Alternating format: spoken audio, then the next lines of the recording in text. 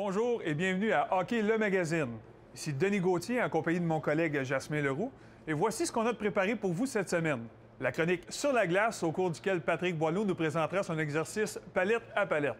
Toi, Jasmin, t'as quoi pour nous cette semaine? Bien, moi, cette semaine, je vous propose une entrevue avec Donald Audette, l'ancien attaquant du Canadien de Montréal, qui est maintenant recruteur pour cette même équipe, qui va revenir un peu sur son parcours jusqu'à la Ligue nationale. Mais tout d'abord, j'ai rencontré Félix Potvin et Guillaume Latendresse, deux anciens joueurs de l'NH contre qui tu as joué d'ailleurs, Denis, à l'époque, qui sont maintenant entraîneurs au niveau Midget 3A et qui vont nous parler un peu des difficultés de ce métier-là, parce que c'est pas facile de passer de joueur à entraîneur. Alors, je vous propose ça dans quelques instants. Hockey Magazine, c'est parti!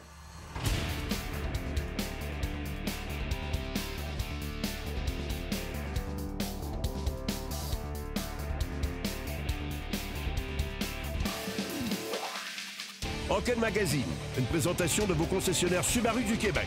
Subaru, confiance et évolution. Après avoir connu des carrières couronnées de succès au niveau du hockey professionnel, il y a de ces anciens joueurs qui ont envie de prolonger l'aventure et de se lancer dans le métier d'entraîneur. Mais n'est pas donné à qui veut de devenir entraîneur, surtout à un niveau aussi compétitif que l'est le hockey Midget 3A, et ce après avoir passé tant d'années de l'autre côté du banc. On vous présente aujourd'hui l'histoire de Félix Potvin, entraîneur des cantonniers de Magog, et de Guillaume Latendresse, entraîneur des riverains du Collège Charlemagne, qui ont eu à faire face à plusieurs difficultés lorsqu'ils ont débuté leur carrière d'entraîneur au niveau Midget 3A. Bien, d'un, les mentalités ont changé beaucoup là, du temps que moi je jouais, du temps que j'étais jeune puis que je jouais à aujourd'hui. Donc, c'est quelque chose qu'il faut s'adapter. Ensuite de ça, bien, c'est vraiment de prôner la patience. Je pense que des fois, on a peut-être tendance à penser que c'est facile, que la game est lente sur la patinoire, mais c'est de se redescendre en bas, de penser à comment on raisonnait quand on jouait, puis de prendre notre temps avec les jeunes. Le plus dur pour moi, ça a été l'adaptation entre l'acquis d'un joueur puis transmettre aux joueurs tes connaissances. Je pense que ça a été, pour moi, c'était faire une passe à palette, c'était standard, là, mais au niveau Midget 3, on a encore des habiletés comme ça individuelles qu'on doit améliorer. Donc, je pense que ça a été ça peut-être le plus gros ajustement. Puis, veut pas, on a des très, très bons entraîneurs dans les Midget 3 où au niveau des systèmes de jeu, des choses comme ça, justement, encore une fois, d'être capable de transmettre. C'est beau de le voir, mais d'être capable de le transmettre aux joueurs, là, encore une fois, ça a été ça, l'adaptation la plus grande. En tant qu'entraîneur, j'ai tout le temps eu pas mal les mêmes valeurs que des entraîneurs que j'ai eus. Le numéro un, c'est côté respect. Donc, peu importe l'âge qu'ils ont, peu importe qu'est-ce que moi j'ai fait ou eux ont fait, c'est vraiment une relation comme ça qu'on a. Puis après ça, ça évolue dans la saison. Je pense qu'en premier lieu, je suis pas le genre de coach, puis je suis pas le genre d'ancien joueur qui croit qu'on connaît tout. Je suis super ouvert à la discussion, je suis super ouvert à avoir des nouveaux points de vue. Puis des fois, le point de vue qu'on m'amène est meilleur que le mien que j'avais ou l'idée que j'avais, puis ça me change mon idée. Donc, je pense que c'est vraiment d'être ouvert d'esprit, d'avoir une ouverture d'esprit, puis d'être prêt à écouter les autres, à apprendre des autres qui ont ce qu'ils ont à nous montrer. Puis je pense pas que parce que tu as joué, que tu es un meilleur coach qu'un gars qui n'a pas joué. Peut-être qu'au début, je me dis, mais pour moi, je pense que ça n'a plus rapport. Je pense que c'est l'expérience derrière un banc. C'est ce que tu peux apporter au niveau du leadership. Veux pas, là, tu deviens, surtout à notre niveau, là, je pense que tu deviens quasiment comme un père. Il faut tout faire. Il faut leur dire de mettre un polo, mais il faut dire que mettre le logo avec le logo de l'équipe dessus, pas juste de mettre le polo. Fait que, il faut vraiment gérer l'ensemble complet de la vie des jeunes. J'ai jamais évalué les entraîneurs quand j'étais sa façon de gérer un match ou les pratiques. Des fois, j'arrivais chez nous, je dessinais un drill qu'on venait de faire dans la pratique pour pas l'oublier. Regarder les systèmes de jeu au Centre Bell, essayer de voir les systèmes de jeu que les entraîneurs utilisent. Donc ça, j'ai toujours eu ça en moi. Puis je pense que toute personne qui sera en Ligue américaine, qui sera en Ligue nationale, la passion, tu l'as. La passion du hockey, tu l'as. Mais la passion d'entraîner, c'est pas tout le monde qui peut l'avoir. C'est pas tout le monde qui l'a. C'est pas un acquis, ça. Fait que je pense que c'est vraiment de l'essayer. C'est la plus belle affaire. Moi, c'est ça que je m'étais dit. M'en faire un an, m'en l'essayer, je vais voir comment j'aime ça. Je vais voir quelle émotion ça m'amène. Je veux pas, ça s'est fait vite, la transition. Puis je pense que c'est vraiment ça. D'essayer de... Quand t'as la passion, le reste va suivre. Moi, je vais au bureau, je suis là 6 heures, 7 heures par jour, puis je le vois pas parce que j'aime ce que je fais. T'sais. Regarder du vidéo pour faire évoluer mes joueurs, j'aime ça faire ça. Essayer de trouver des solutions pour le système de jeu, j'aime ça faire ça. Là, on est dans une série de défaites, on vient de la couper aujourd'hui, mais quand ça va pas bien, de trouver des solutions. C'est ça ma job, de me regarder dans le miroir puis de trouver ce que je peux faire de mieux moi, puis réussir à trouver une façon d'emmener les joueurs à être fiers, puis à justement dire, bien, OK, j'ai pas été bon, il faut que je sois meilleur, puis trouver une façon qu'il soit meilleur. S'il y a bien un enseignement à retenir de ce qu'on vient d'entendre, c'est qu'il faut beaucoup de passion, de persévérance et de respect pour percer dans le milieu de l'entraînement. Mais au bout du compte, les jeunes peuvent bénéficier d'une expérience et d'un vécu unique que messieurs Potvin, La Tendresse et tous les autres anciens joueurs peuvent faire bénéficier. Jasmin Leroux pour Hockey le Magazine. Cette semaine, à la question quiz. Après une carrière de 735 rencontres pour laquelle il a évolué pour 6 équipes différentes, Donald Odette a accroché ses patins en 2004. Maintenant, quelle fonction occupe-t-il au sein de l'organisation du CH? Est-ce que c'est A, entraîneur adjoint, B, recruteur amateur ou C, préparateur physique? La réponse après la pause.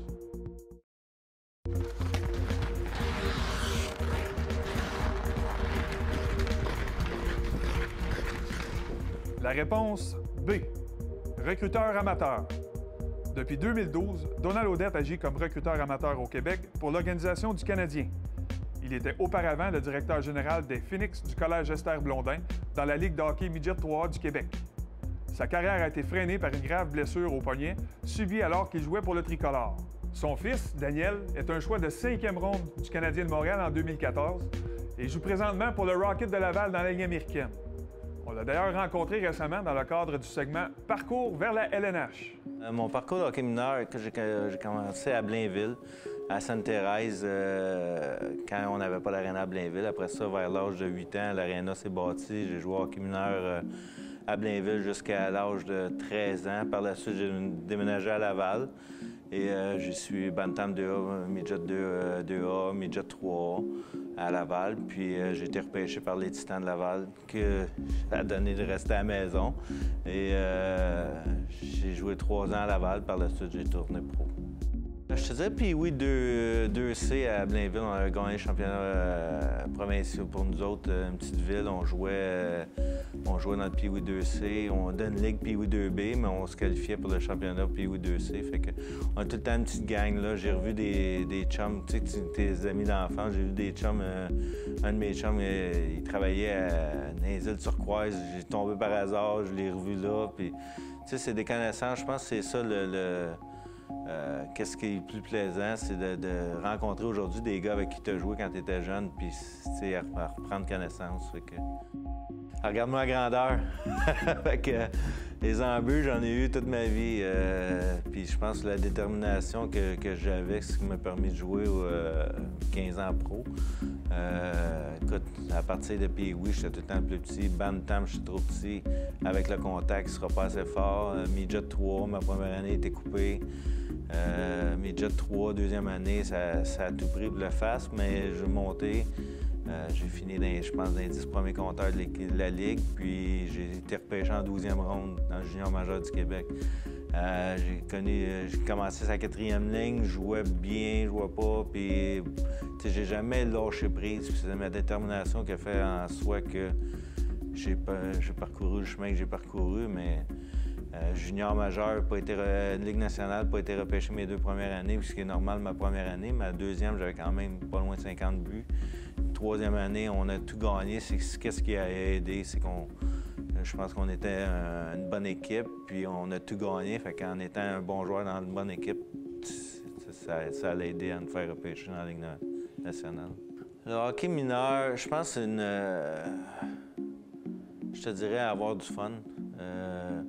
Aller pour le plaisir. Aujourd'hui, je pense que les jeunes sont trop en mission au lieu d'aller là pour amuser, puis s'amuser, puis passer. C'est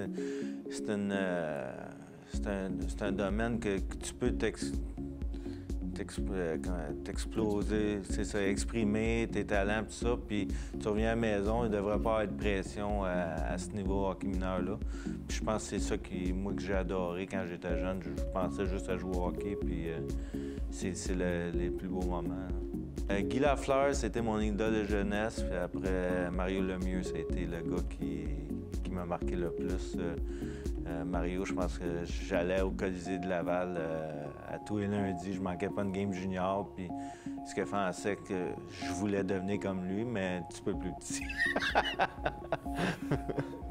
Poursuis ta passion. Si ta passion, les joueurs qui poursuivent, qui réussissent, c'est les joueurs qui ont une passion pour le hockey. Si tu as un rêve, poursuis-le, puis va jusqu'au bout de tes rêves.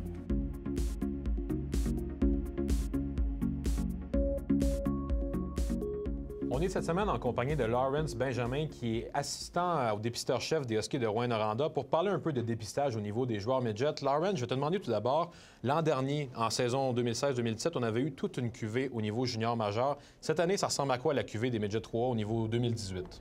C'est sûr que c'est un peu différent comparativement à l'an passé. Tu l'as dit, ça a été une très grosse année. Des joueurs exceptionnels en Alexis Lafrenière, Jacob Pelletier, Xavier Parent, Samuel Poulain. Cette année, je te dirais, c'est un groupe un peu différent. Moins de joueurs qui ressortent du lot comme ça, mais beaucoup de bons joueurs. Donc, je pense que c'est la différence. Là, c'est, au début du draft, c'est peut-être des joueurs un peu moins exceptionnels là, cette année.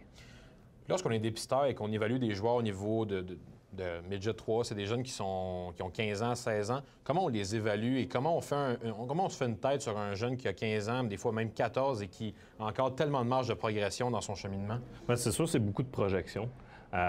Puis c'est de prendre ce qu'ils nous donnent comme information dans un sens avec leur jeu, d'évaluer leur comportement, oui, avec le puck, sans le puck. Aussi, dans un sens, les entrevues en fin d'année vont nous en dire beaucoup sur la personnalité du jeune homme. Puis par la suite, bien, c'est le regroupement des recruteurs. On fait une liste, puis on s'amène au draft là, préparé. À partir de quel moment dans une saison, je vais utiliser l'expression, on commence à séparer les hommes des enfants un peu? À partir de quand là, tu commences à voir un gars et dire, OK, là, je commence à me faire vraiment une bonne tête sur lui, puis là, j'ai une bonne idée sur lui? C'est sûr qu'ici, au Challenge à Gatineau, c'est un bon moment pour ça. Dans un sens, on les a déjà vus depuis le début de l'année. La compétition, c'est un tournoi, donc un petit peu plus d'envergure que la saison régulière. Puis par la suite, là, ça tourne vers la fin de la saison, les séries éliminatoires. Fait que je te dirais qu'en ce moment, c'est un moment là, quand même important là, pour les joueurs. Si tu avais un conseil à donner aux jeunes parfois qui ont 14-15 ans, niveau Bantam 3A, on s'en vient au Midget 3A et vont commencer à se faire regarder par des gars comme toi et par un paquet d'autres recruteurs, quel genre de conseils tu leur donnerais? Compétitionner. Je vais revenir avec ça. C'est vraiment de compétitionner à chaque chiffre. Ça va faire la différence de si, dans un sens, on va le remarquer ou on ne le remarquera pas. C'est si tu prends certains chiffres off, bien, ça se remarque, mais pas de la bonne façon.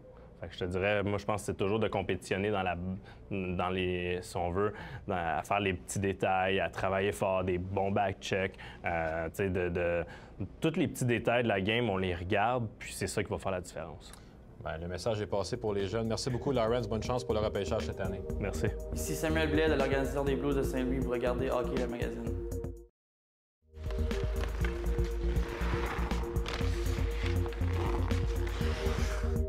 On est cette semaine en compagnie de Paul Ménard, directeur général chez Hockey Québec, pour parler un petit peu des dernières nouveautés avec Hockey Québec. Monsieur Ménard, vous avez lancé il y a quelques semaines votre plan stratégique, quelque chose qui était très attendu depuis plusieurs mois, que vous avez pris beaucoup de temps de préparer pour le lancer finalement au début du mois de décembre.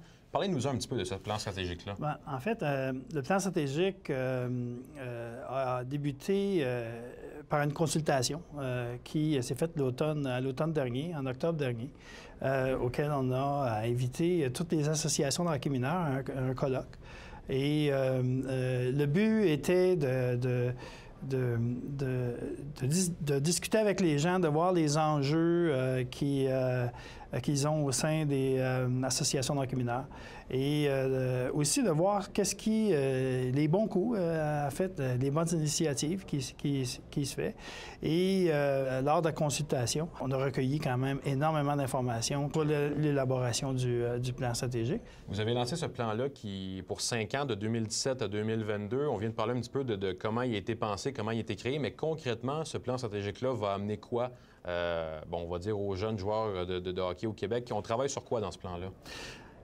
On a quand même 6 orientations. Une orientation est d'organiser différemment notre hockey.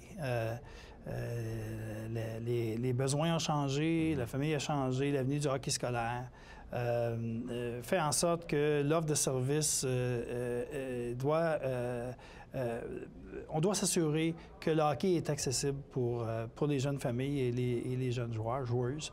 Et donc, organiser différemment à hockey, c'est une des stratégies. Par le fait même, accroître notre membership qui devient l'élément majeur pour les prochaines années. Vous savez, il y a beaucoup d'offres de sport présentement. S'assurer d'une pérennité au niveau des bénévoles. Et là-dessus, on a un travail à faire. Au niveau de la formation des bénévoles, venir en aide aux bénévoles. Vous savez, un bénévole peut être...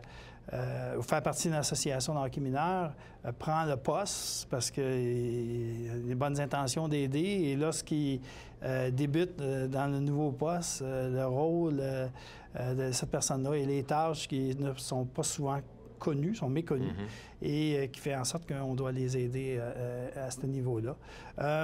S'assurer d'un encadrement au niveau des entraîneurs, au niveau des joueurs, joueuses, au niveau des parents. Informer les parents. Donc ça, qui fait toujours beaucoup parler les parents. Exactement, oui. Les informer. Il est important de tenir les parents informés. Et encore une fois, les gens du côté des organisations, comme tu as raison, les administrateurs. Encadrer les administrateurs de façon dont j'ai mentionné avant au niveau de formation, ainsi de suite. Et le point majeur des prochaines années, c'est les communications. Je mentionnais tantôt d'informer les parents, informer les entraîneurs. On a déjà débuté. Il y a beaucoup d'actions qui ont débuté présentement. Vous savez qu'un plan stratégique vient aussi avec un plan d'action. Et par le fait même, on a beaucoup d'actions qui sont déjà débutées. On vous souhaite la meilleure des chances, M. Ménard. Un gros merci pour votre temps. Merci bien. Hi, I'm Nikita Sherbak and you're watching Hockey Magazine on RDS.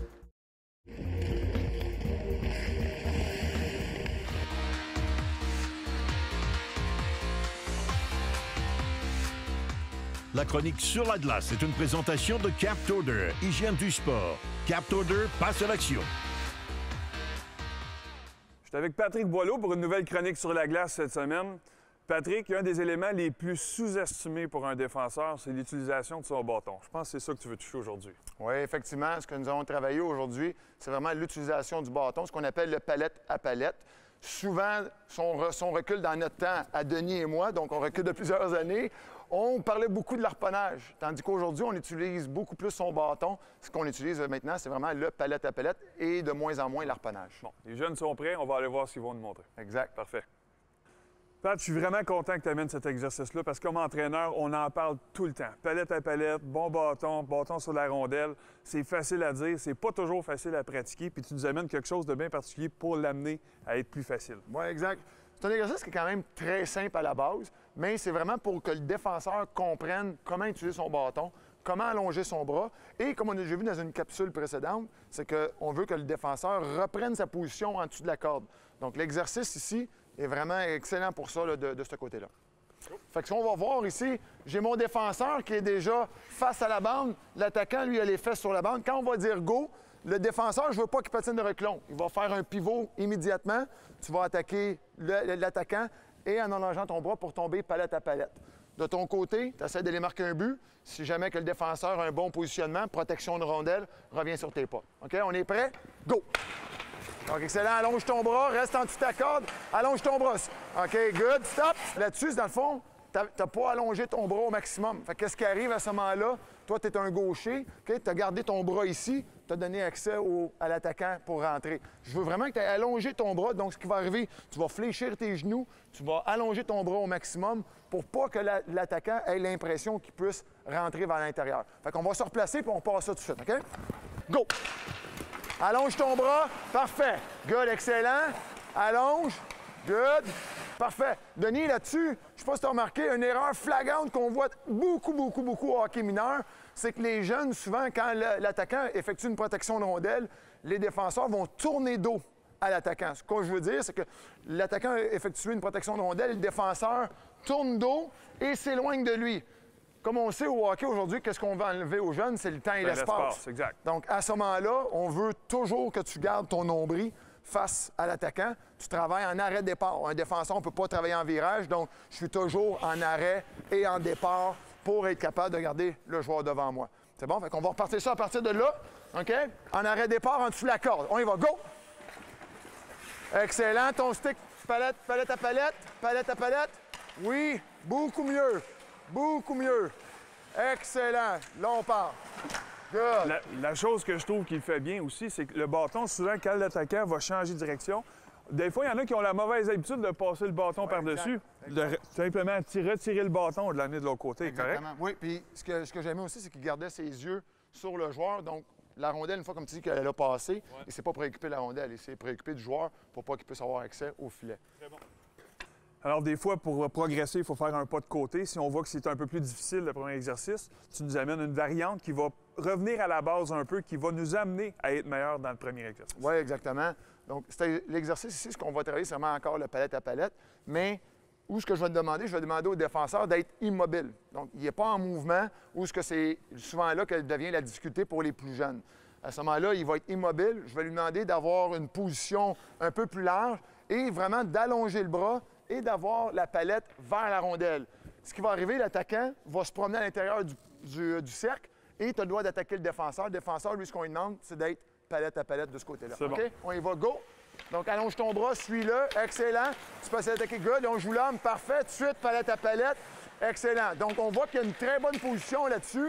Okay? Puis ce que j'aime, Denis, c'est qu'il n'y a pas les yeux qui s'en vont vers la rondelle. Il y a toujours les yeux vers le joueur. Puis on voit que même si le joueur réussit à le déjouer, il est tout le temps en bonne position. Il est en palette à palette. Ici, il joue l'homme. C'est exactement ce qu'on va demander à nos jeunes à ce moment-là. Ils vont être beaucoup plus efficaces avec leur bâton. Et puis, la raison pourquoi tu mets la main plus haute que plus basse? Oui, c'est un bon point. Excellent. Parce que souvent, quand la main va être basse, ce qui va arriver, les jeunes vont balayer au lieu d'harponner. Quand on leur fait lever la main, bien là, à ce moment-là, ils ont plus tendance à vouloir travailler dans l'harponnage. Et le plus gros danger du balayage? Le plus gros danger du balayage, une fois que c'est balayé, l'épaule est fermée, les hanches sont fermées. Et quand tu joues contre un excellent joueur, il fait un changement de direction, tu n'as aucune chance de récupérer à ce moment-là. C'est très clair. C'est plus compliqué que ça en a l'air des fois. Oui. Mais lorsqu'on maîtrise ça, c'est peut-être l'arme le plus dangereuse défensivement qu'on peut acquérir. Exact. Moi, je suis tout à fait d'accord avec toi. Parfait. Merci beaucoup, Pat. Et nous, on se revoit la semaine prochaine. Alors, c'est déjà la fin de notre émission. Et voilà ce qu'on aura à vous présenter la semaine prochaine lors de notre prochaine édition. Jasmin Leroux s'entretient avec Sylvain Guimond, docteur en psychologie du sport, qui se penchera sur les échecs que peuvent vivre les hockeyeurs. Une entrevue avec l'ancien petit guerrier du Canadien, le défenseur Francis Bouillon. La chronique équipement portant sur les sacs de hockey. Et le segment Sur la glace avec Alexandre Jacques. Tout ça et bien plus à Hockey le Magazine. Hockey le Magazine vous a été présenté par vos concessionnaires Subaru du Québec. Subaru, confiance et évolution.